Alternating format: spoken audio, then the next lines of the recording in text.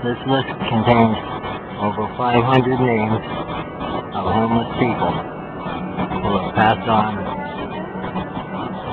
In case you think that this is not a serious matter, if you come to the Church of the Holy Trinity and read this list. Okay, so we're going to read through the names. Byron DePassage, John Bellick, Robert Maurice, Randy Moreau, Joseph Daniel Charrett, Leonard Piercy, Louise Marshall, Michael Gersante, Fajuma Samau, William Dunlop, Frank Julian, Carolyn Connolly, Dennis Bowen, Jeannie M. Saleshi, the General Jose DaCosta.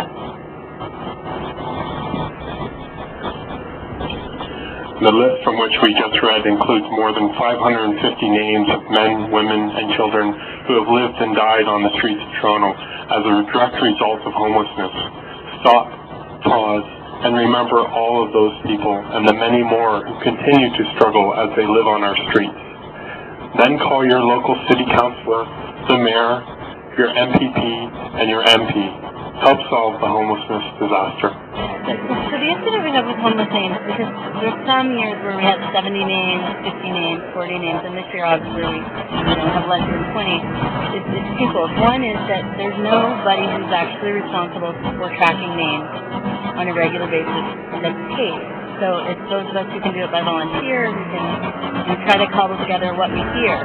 That means there's no central number for people to call, no email for people to check in. And then the second thing is that the coroner, and part of this is the release of privacy information, but the coroner isn't always getting back to us. So we won't put a name on here until we can confirm their death. Right? There's a lot of rumors. I have friends of mine who are on this list who died 5 times before they actually passed away, in terms of what the street rumor was. So we need to confirm that, make sure there's a funeral or a service, has the family been notified. The coroner repeatedly does not return our phone calls. And unless we have every single detail of the information, the name, the date, the location, what they died of, we're often even not getting a confirmation when we do reach the coroner. We used to have a coroner who would tell us, all the John Does, all the Jane Does, and in some cases, names of people that died. They retired, and the privacy laws changed. Can I ask you a question about John Does and Jane Does? Are the authorities actually trying hard to find out who these people are? So John Does and Jane Does are two different things. So I would say up to about 4 years ago maybe, they were people who were actually unidentified. So we didn't know who they were. And the coroner would do what they can. They have a website with the OPP that posts pictures of people that haven't been identified. They'll fax photos to different shelters near and around where somebody was found. In more recent years, what the coroner would tell us sometimes is there was somebody found at the corner of Sherman and Dundas on whatever day with no fixed address. But they won't tell us the name. And so unless we can go and track down the name, the coroner may know the name, but they can't release that name to the public without permission of the family.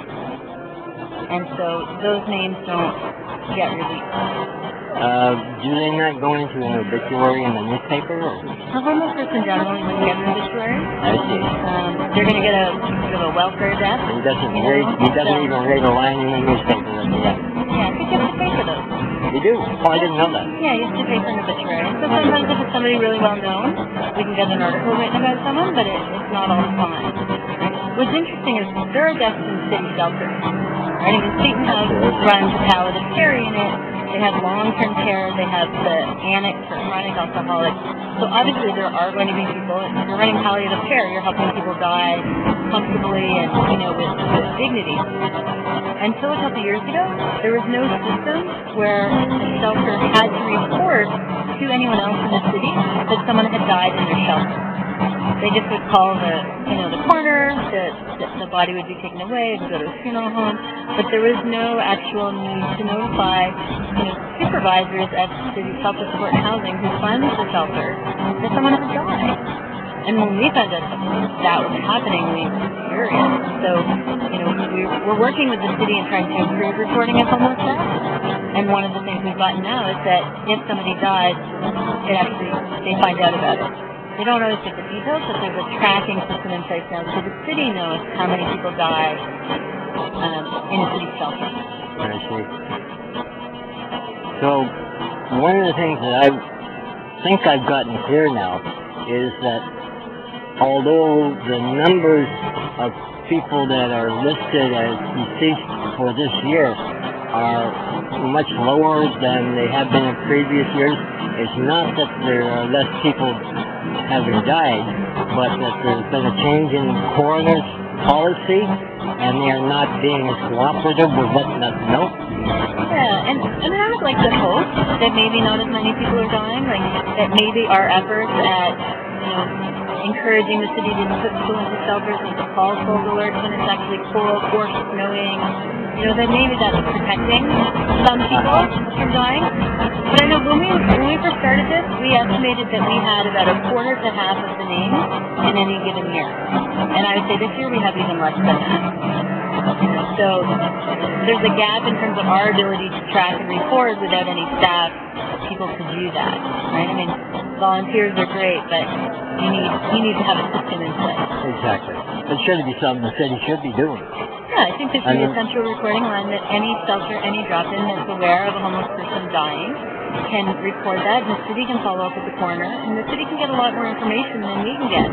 Because shelters and drop-ins also have privacy legislation that they can't really change to us. It would seem to me that the city would have a responsibility to track that so they would have a better understanding of what is needed and what isn't needed.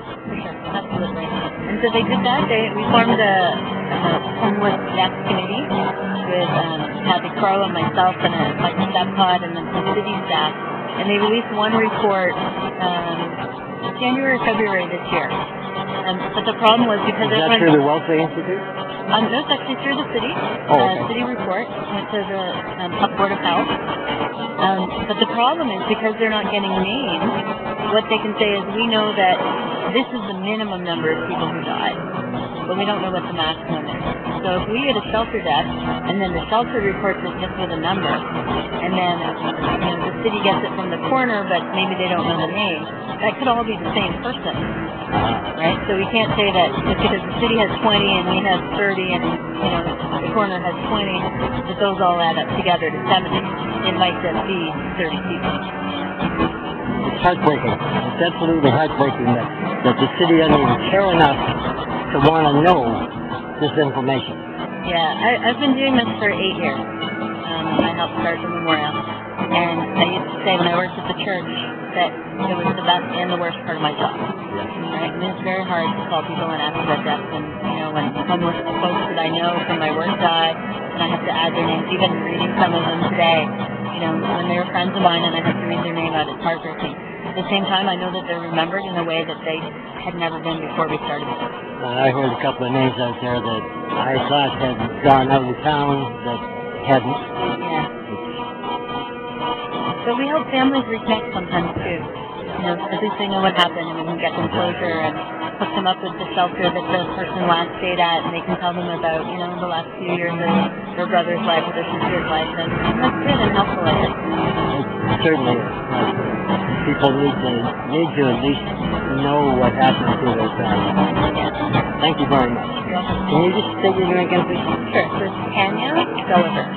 Thank you, Tanya. To see my website about homelessness, go to downbutnotout.censusite.com. That's downbutnout.censusite.com.